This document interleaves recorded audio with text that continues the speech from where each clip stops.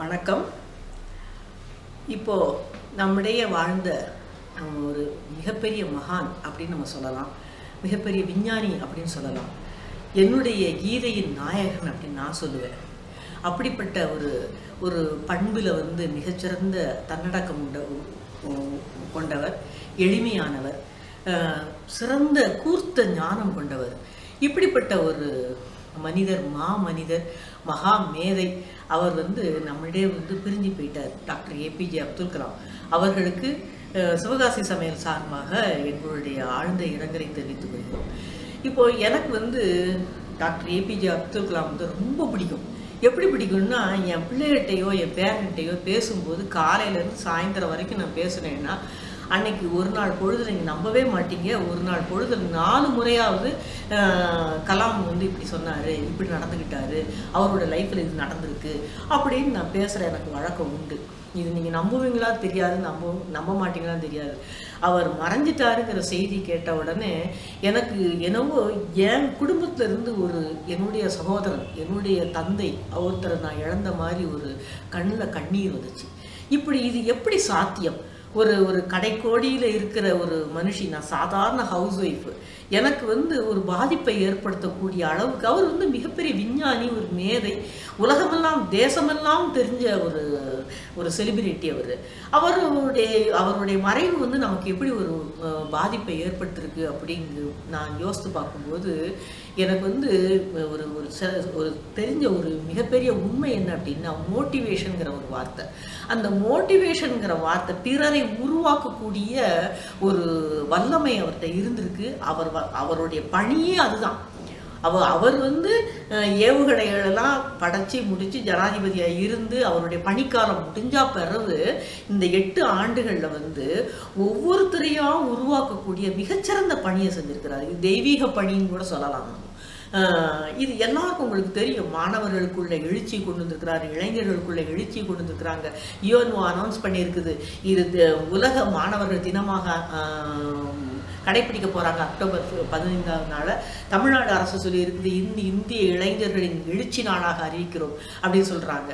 இந்த எழுச்சி, மாணவர்கள் உத்வேகம், இதெல்லாம் எப்படி சாத்தியமாச்சு? ஒரு தனி மனிதனால் எப்படி சாத்தியமாச்சு அப்படின்னு யோசிக்கும் போது அவர் எந்த ஒரு பலனையும் எதிர்பார்க்காம, நம்ம ஜனாதிபதி ஆகிட்டோம், பந்தாவாக இருக்கணும், 4 கார் முன்னாடி போகணும், 4 கார் பின்னாடி போகணுங்கிற எந்த ஒரு எதிர்பார்ப்பும் இல்லாமல், எனக்கு மாணவர்களிடையே இருக்கிறது ரொம்ப பிடிக்கும் அப்படிங்கிற ஒரு இன்வால்மெண்ட்டோடு அந்த வேலையை செஞ்சு அவங்க கேட்குற கேள்விகளுக்கு ஒரு கேள்விக்கும் பதில் சொல்கிறதுக்கு தன்னை தயார்படுத்திக்கிட்டே இருந்ததுனால தான், சாகிற வரைக்கும் அந்த ஸ்டேஜிலே இருந்ததுனால தான் கடவுள் அவங்களுடைய இறப்பை கூட ஒரு மேன்மையான ஒரு இறப்பாக கொண்டு வந்துருக்கிறார். நம்ம புராணங்களில் இதிகாசத்தில் தான் படிச்சிருக்கிறோம். பீஷ்மருக்கு தான் விரும்பிய நேரத்தில் விரும்பிய முறையில் சாகிறதுக்கு உண்டான வரம் பெற்றவர். அப்துல் கலாம் கூட அப்படித்தான் வரம் பெற்றவரோ என்னவோ எனக்கு தெரியல. அவருடைய இறப்பு நமக்கு பல கதைகள் நமக்கு சொல்லுது, பல உண்மைகளை வெளிப்படுத்துது. இப்படித்தான் மனுஷன் வாழணும். அவர் நான் என்ன மாதிரி நீ வாழு அப்படின்னு யாரையும் நான் சொல்லவே இல்லை. ஆனால் வாழ்ந்து காட்டி அவர் சென்றிருக்கிறார். நான் ஒரு இடத்துல இதுலேயோ படிச்சிருக்கேன், அவருக்கு தடம் பார்த்து நடப்பது பிடிக்காதான், தடம் பதித்து நடப்பது தான் பிடிக்குமா. ஒருத்தர் நடந்த தடத்தை பார்த்து நம்ம நடக்கணும், நாம் தடம் பதிக்க வேண்டும். எவ்வளோ பெரிய ஒரு சத்திய வாக்கு இல்லையா? இது எனக்கு நம்ம வாழ்வியலில் எத்தனையோ ஒரு உணர்வுகளை அலசி இருக்கிறோம். மோட்டிவேஷனுங்கிறது நான் ரொம்ப உங்கள்கிட்ட நான் சொல்லியிருக்கேன். எனக்கு இந்த மோட்டிவேஷனுங்கிற வார்த்தைக்கு மிகப்பெரிய உதாரணமாக அப்துல் கலாம் இருக்கிற மாதிரி எனக்கு தோணுது. எனக்கு அவர் இறந்த உடனே ஒரு நான் நினச்சேன், தமிழ்நாட்டிலேருந்து ரொம்ப மக்களெல்லாம் ரொம்ப பரிதவிச்சிருவாங்க அப்படின்னு. ஆனால் தேசம் எங்கும், உலகம் எங்கும், ஒவ்வொரு ஸ்டேட்லையும், ஒவ்வொரு யூனிவர்சிட்டிக்கு போன இடங்களில் பள்ளி மாணவர்கள் சந்தித்ததை அந்த மாணவர்கள்லாம் சொல்கிறாங்க, அப்துல் கலாம் எங்களை கனவு அங்கே சொல்லியிருக்கிறாரு, எங்களுக்குன்னு ஒரு கனவு உண்டு, அந்த கனவை நினைவாக்குவதற்கு நான் பாடுபடுவேன், ஆனால் எங்களுக்கு அப்துல் கலாம் எங்கள்கிட்ட இல்லைங்கிறது எனக்கு ரொம்ப தவிப்பாக இருக்குன்னு ஒரு 12 வயது பொண்ணு சொல்கிறான். சொல்லிட்டு அவள் அழுகிறா. இது மாதிரி ஒரு 85 வயசு ஒரு மனிதர் வந்து தன்னுடைய இறப்பை வந்து பல பள்ளி குழந்தைகளுக்கு கண்ணீரா கொண்டு போயிருக்கிறாருங்கிறது வந்து எனக்கு சிலிர்ப்பூட்டும். அந்த ஒரு இறப்பு கூட எனக்கு சிலிர்ப்பூட்டும் ஒரு விதமா தெரியுது. இந்த ஒரு ஒரு பெட்டி கடையில் நான் ஒரு இது பார்த்தேன். ஏன்னா அவங்க வந்து பெட்டி கடைக்காரங்க கூட அவருடைய வால் போஸ்ட்டை வந்து தன்னோட கடை முன்னாடி நிப்பாட்டி 2 சொட்டு கண்ணீரை வரைஞ்சி அதில் எழுதியிருக்கிறாங்க, உலகம் எத்தனையோ மேதைகளை பார்த்துருக்குற ஐயா, ஆனால் எங்களுக்கு தெரிஞ்ச ஒரே மேதை நீங்கள் தான் அப்படின்னு சொல்லும்போது எனக்கு அந்த வார்த்தையை வாசிக்கும் போது கூட கண்ணீர் வந்துடுச்சு. ஆஹா, எப்படி எழுதியிருக்கிறாங்க பாரு. நம்மலாம் வந்து நான் வந்து பேனா எழுதி கட்டுரை எழுதினோம்னா ஒரு பேஜுக்கு 2 தடவை அப்துல் கலாம் வந்து ரெஃபரன்ஸ்க்கு கொண்டு வந்துருவேன். ஆனால் அந்த பெட்டி கடைக்காரன் எழுதியிருக்கிற ஒரு வார்த்தையை வந்து இது வரைக்கும் என்னால் யோசிக்க கூட நான் செய்யலை. எத்தனையோ மேதைகளை நாங்கள் பார்த்துருக்குறோம், எனக்கு தெரிஞ்ச ஒரே மேதை நீதான் அப்படின்னு சொல்லும்போது இதை விட அவருடைய வாழ்வுக்கு வந்து அந்த வாழ்வின் உயர்வுக்கு என்ன அத்தாட்சி வேண்டியிருக்கு. ஒரு சாதாரண எளிய ஒரு பெட்டி கடைக்காரன் வந்து இப்படி சொல்கிற அளவுக்கு வந்து இதைத்தான் வந்து நம்ம சொன்னோம். இது வந்து இவராக வந்து நான் இப்படிப்பட்டவன் சேர்த்த கூட்டம் கிடையாது. இது வந்து தானாக சேர்ந்த கூட்டம். இது தானா எனக்கு வந்து உலக அரங்கில் வந்து ஒபாமாவோட இரங்கல் வந்து அதிசயமாக படலை, சைனாவோட இரங்கல் அதிசயமாக படலை. ஏன்னா அவர் ஒரு விஞ்ஞானி, அவருக்காக வந்து எல்லாரும் செய்யத்தான் செய்வாங்க. இங்கே 3 ஸ்டேட்டு சீஃப் மினிஸ்டர் வந்து டெடிகேட் பண்ணுறதுக்கு வந்திருக்கிறாங்க நல்லடக்கத்திற்கு அப்படிங்கிறது எனக்கு பெரிய அதிசயமாக தெரியல. பிரதமர் வந்திருக்கிறாரு, ஜனாதிபதி வந்திருக்கிறாரு, அதிசயமாக தெரியல. ஏன்னா அவர் முன்னாள் ஜனாதிபதி, வருவாங்க எல்லாரும், கட்டாயம் வருவாங்க.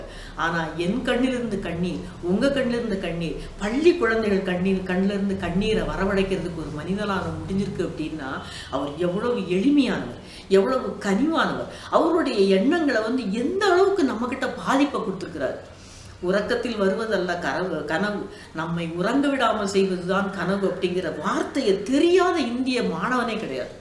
இந்திய மாணவனுக்கு வந்து ட்ரீம்ங்கிற வார்த்தையை எவ்வளவு ஆழமாக மனசில் பதிச்சு வச்சிருக்கிறார். ஒரு புன்சிரிப்போட ஒரு சினிமா திரையுலக ஒரு நடிகர்கிட்ட கூட, சார் உங்களால் முடியும் சார், நீங்கள் செய்வீங்க சார் அப்படின்னு ஒரு முன்னாள் ஜனாதிபதி பேசுகிறாரு அப்படின்னா, இது வரைக்கும் இந்த மாதிரி ஒரு மனுஷனை நம்ம வந்து நம்மளுடைய வாழ்ந்த வரலாற்றில் வந்து நம்ம பார்க்கவே இல்லையோ, அதனால தான் அவர் இவ்வளோ ஒரு பேரோடையும் புகழோடையும் போயிருக்கிறாரோ அப்படி எனக்கு ரொம்ப ஆச்சரியமாக இருக்குது. நம்ம செய்ய வேண்டியது, ஒருத்தர் எழுதியிருக்கிறாங்க, அவர் புதைக்கப்படவில்லை, விதைக்கப்படுகிறார் அப்படின்னு சொல்கிறாங்க. உண்மையில் அப்படித்தான். அவர் வந்து ஏற்கனவே அவருடைய காலத்திலேயே எல்லார் மனசுலேயே விதைச்சிட்டு போயிருக்கிறாங்க. ஒரு பத்திரிகை தலையங்கன்னு சொல்லியிருக்கு, இவர் வந்து இவ்வளவு எளிமையானவரா, இவ்வளவு தாக்கத்தை ஏற்படுத்தியிருக்கிறாரா, நமக்கே இப்போ தான் உரைக்குது அப்படின்னு எழுதியிருக்கிறாங்க. ஆனால் உண்மை அப்படித்தான். அவர் வாழ்ந்தபோது அவரோட அருமை வந்து நம்ம வந்து ரொம்ப உணர்ந்து பார்க்கல. ஆனால் இப்போ வந்து இவ்வளவு வந்து நம்மளை வந்து தாக்கத்தை ஏற்படுத்தியிருக்கிறாரு, நமக்கே வந்து இப்போ தான் அதிர்வு வருது. நம்ம வந்து ஒரு முறை போய் அண்ணா யூனிவர்சிட்டியில் போய் அவரை பார்த்துருக்கலாமோ அப்படின்னா கூட ஒரு பைத்தியகாரத்தனமாக நினைக்க தோன்ற அளவுக்கு வருது.